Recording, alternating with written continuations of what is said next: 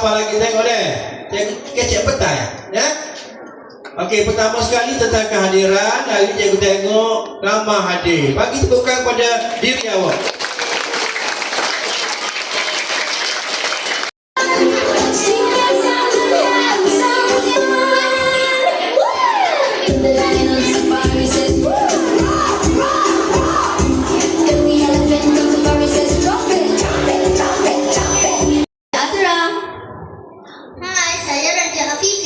Saya Raja Arnil. Mari ikut kami mengembara ke hutan. Kami mahu mengumpul maklumat tentang cara kemandirian haiwan bagi mengekalkan spesiesnya.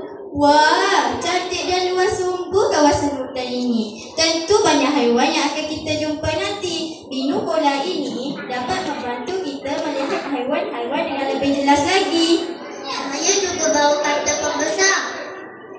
Boleh kita gunakan untuk melihat haiwan yang lebih jelas dengan. Saya juga dah sediakan buku catatan untuk catat maklumat yang kita dapat pada hari ini.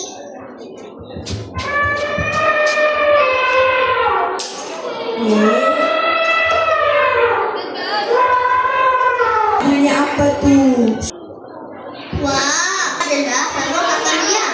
Ia melahirkan dan menyusukan anak ini dengan keadaan cuaca yang panas.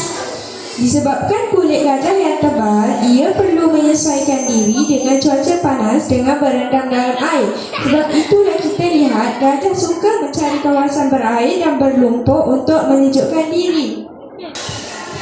Cuba awak lihat di celah semak itu. Saya lihat ada haiwan di situ. Awas, itu haiwan karnivora kerana sedang berehat. Sarung tangan. Kalau untuk pertandingan dia kena pakai face tu. Untuk tutup takut buluh tu patah tercampak. Okey.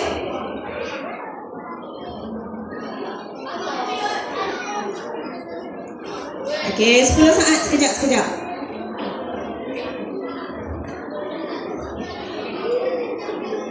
Okey.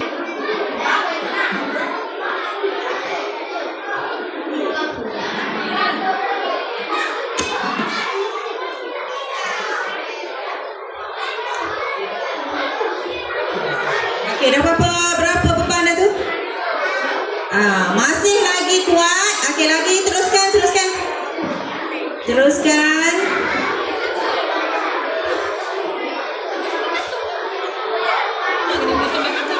Cepat-cepat kita ada 3 lagi nak uji. Okey. Okey, lagi.